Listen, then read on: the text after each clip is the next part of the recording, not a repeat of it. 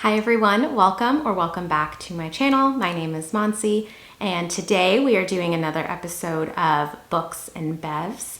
I today wanted to talk about my favorite romance books.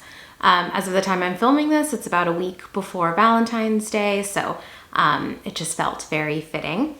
And so we are drinking a Cosmopolitan today because the color is very pretty. I am a big fan of Sex and the City. Again, relationships, romance, it just felt right.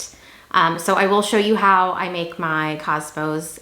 They're super easy. I'll definitely put the recipe down below, but it's just 1.5 ounces of vodka, 1.5 ounces of cranberry juice. I use like a cranberry, like the juice, not like 100% cranberry. 3/4 of an ounce of fresh lime juice and 3/4 of an ounce of Cointreau. Shake that all up and you got it. Today I wanted to talk about my favorite romances. I picked 10. I think I have 10 here. These are obviously kind of not all of my favorite, but if I absolutely had to choose, I would go with these. It's a mix of the sort of kind of rom-com, as I would call them, and then also like contemporary romances. So some kind of serious books in here as well. The first book I wanted to talk about, I actually don't have a physical copy of. It's called Matchmaking for Beginners by Maddie Dawson. This book I read years ago. I actually haven't heard that many people talk about it, but it is about a girl named Marnie who gets married, and within like a couple of weeks her marriage completely fails. But she had met her fiance at the time, his great aunt, whose name is Blix, and she is known for kind of being a matchmaker. So this aunt actually tells her that that Marnie has the same gift as she does as matchmaking. So fast forward a little bit, the marriage has failed, Marnie is just miserable, and she finds out that Blix has actually passed away, but left her brownstone in Brooklyn. So she moves there, and she kind of becomes the landlord of this brownstone. So there are like a couple of apartments within, and then she of course moves into Blix's. It is just such a sweet story about the people that she meets. It's very much kind of a found family, which you might see as kind of a theme here. I think found family is probably my favorite trope. And then of course, she meets this guy who lives in kind of the basement of the brownstone, who had gone through an accident years earlier. And so his face has, I think, like 3rd-degree burns on it. And it's just about her sort of developing this relationship with this guy, getting him to open up, and honestly just so unbelievably cute. I've actually read the book a couple of times. There's a sequel that is equally cute. But I would say, this one, absolutely for a quick, really sweet read, I highly recommend. I should have noted, these aren't really in order. I don't know that, I would say one of these is my absolute favorite, although if I get to it and I decide that, I will definitely let you know. So the next one is Before We Were Strangers by, Renee Carland. And so this book is about a couple. So they meet in college. They were together for years, totally in love. And then all of a sudden they graduate. They both go off and do something different for the summer. And then when they come back, they're just not in touch. And so then 15 years later, they meet up again. They kind of randomly meet each other on the subway platform in New York. And so this book goes between both timelines. So you see their relationship in college, and then after, as they're sort of trying to figure out how to come back together. I just think this is a really well-written book. It is kind of serious, again, not really like a rom-com, if you will.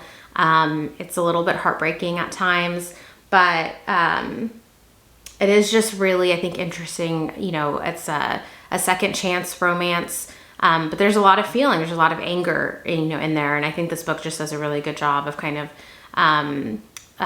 being honest and being true to those type of feelings when you rekindle a relationship from the past. So next I've got the Happy Ever playlist by Abby Jimenez. And this is about Sloane and Jason. So Sloane is a widow, like her fiance, someone passes away a couple years earlier.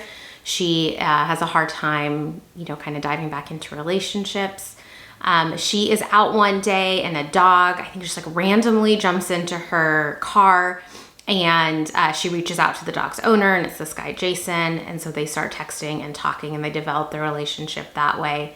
I'm a sucker for books with dogs in them, so this was like an immediate love. There's also a really cute sort of aspect of this where they send each other songs and kind of create playlists for each other, which I thought was really sweet. And both characters are really likable. I know in some romances for me, like, especially if it's something like A Grumpy Sunshine, I'm often very annoyed by the one who's grumpy. But in this case, they both sort of have their own issues that they're working through, but I do feel like they work through them together. And it's just a really sweet book. Next, we have Reminders of Him by Colleen Hoover. This is about Kenna. She has been in prison for 5 years. She has a baby in prison, and when she gets out, she, of course, is trying to find her daughter, who is with her with the father's parents, who had passed away. Unfortunately, the grandparents are very upset with Kenna and don't want her to have anything to do, don't want her to be in her daughter's life at all. So as she moves back into this town, she meets this guy, Ledger, who is her, the boyfriend who passed away, his best friend.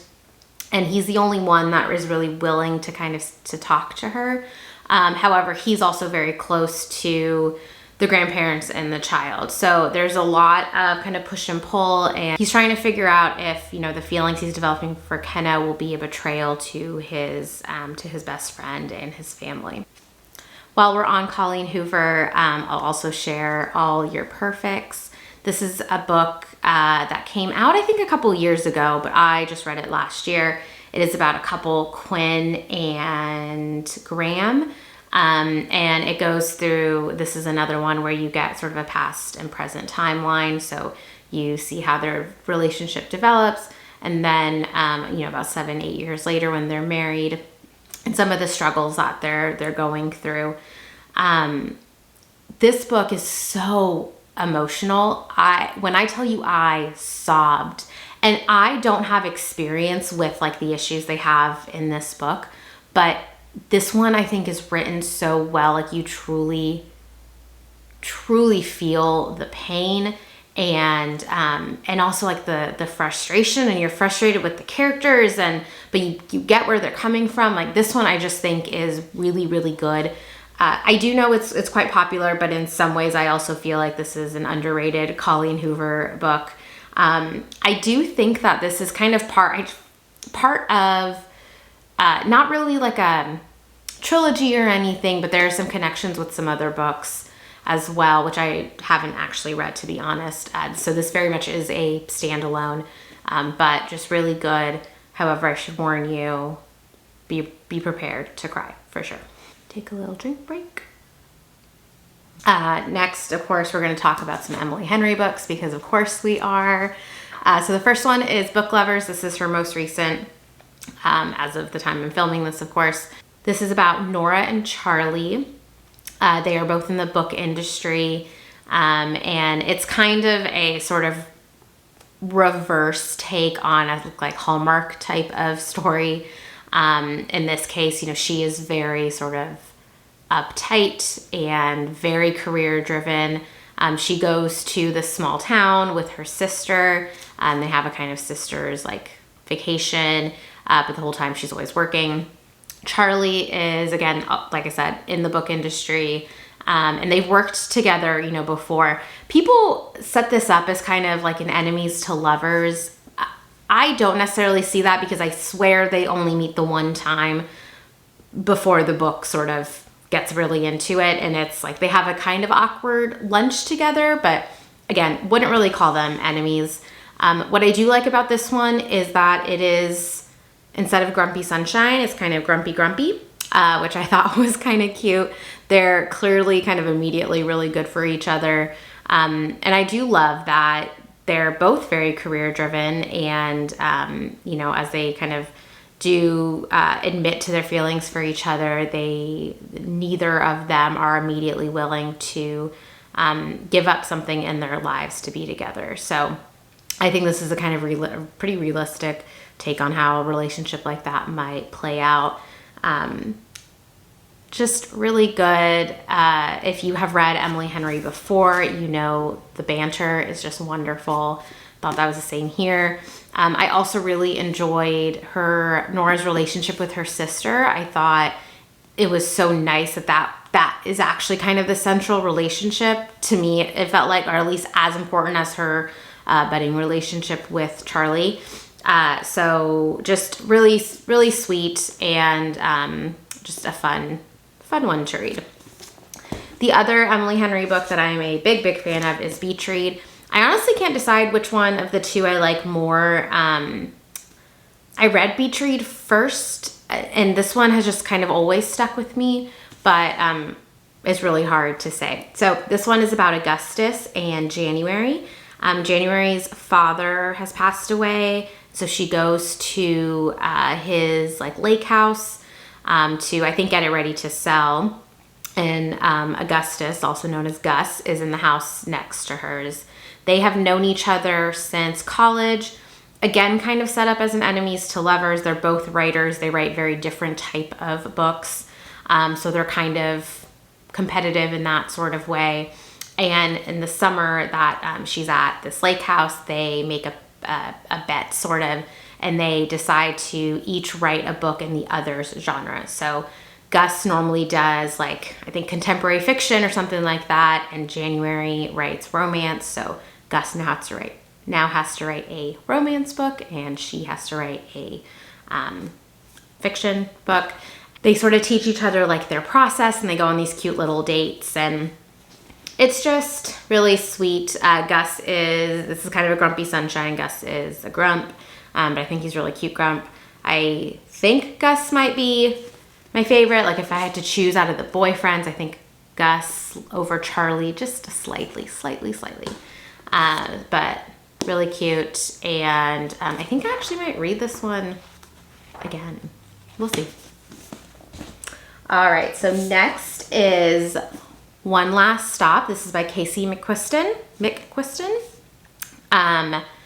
This is honestly one of my favorite books. I know I wasn't going to rank these, and I don't know that I would say this is my absolute favorite of all of these, but I absolutely loved this book. This one is about August. She has just moved to New York City. She's sort of finding her way. And then one day she's on the subway, and she meets this girl who she just sort of immediately love at first sight. And then that girl just sort of disappears. But she sees her every day on the same subway car, wearing the same clothes, and realizes that she never really gets off the subway.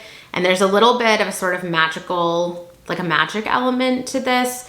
You find out, and I'm not spoiling anything because it says it on the back here, but that this girl, Jane, is displaced. So she's from the 1970s and has somehow traveled to the future, but she is very much stuck on this subway car.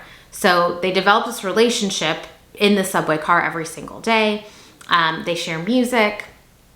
It's just a very sweet relationship, building with this kind of weird, how are they going to get past this? How did Jane end up here kind of mystery. On top of that, though, the found family in this book is, oh my goodness gracious. Her roommates, just the characters in this book are so open and tolerant, and you kind of felt like August yourself every time they would give her advice. I just felt like I was getting advice, and it's just very, very sweet. I know Casey also wrote another very popular book called Red, White, and Royal Blue. I have not read that one yet, but it is very much on my list. But again, One Last Stop, really very sweet. Then we've got A Season for Second Chances by Jenny Bayliss.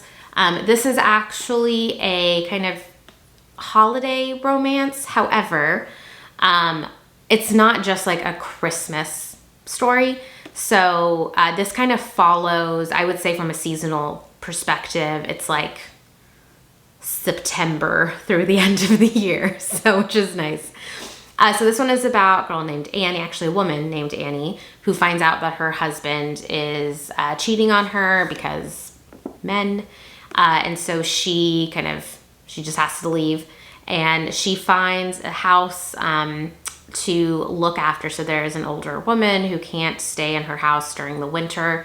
So her nephew sets it up where someone will come and live in the house for her and help take care of it while his, great aunt is off somewhere more safe. So Annie moves in there. While she's taking care of this house, she also kind of opens up like this cute little coffee stand and just really gets to know the people of the town. Once again, found family, just really wonderful. She had owned a restaurant with her husband, so she is a chef, and there is sort of that aspect in there. So there's a lot of talk about like cooking, and it's just really very obviously fun for me in particular.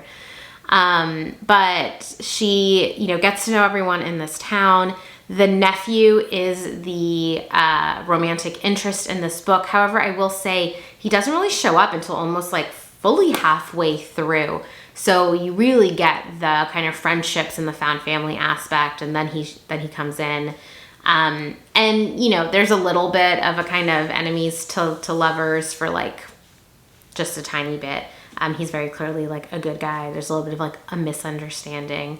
But just really sweet. And then, like I said, because it goes between like September to December, you get all of the kind of fall and winter cozy vibes. I also really like that this is about a slightly older woman and a slightly older relationship than most of these books, right? Generally, they're in their 20s or kind of early 30s.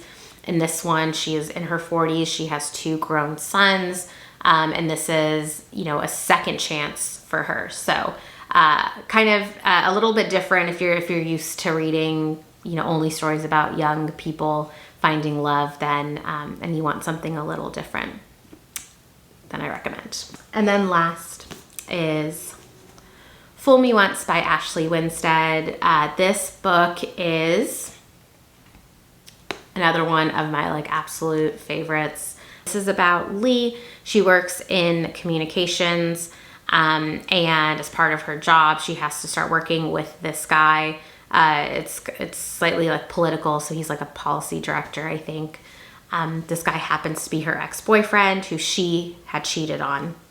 So second chance romance for sure, but an interesting point in which she is the one who did him wrong, and she kind of has to deal with her mistakes and the choices that she has made.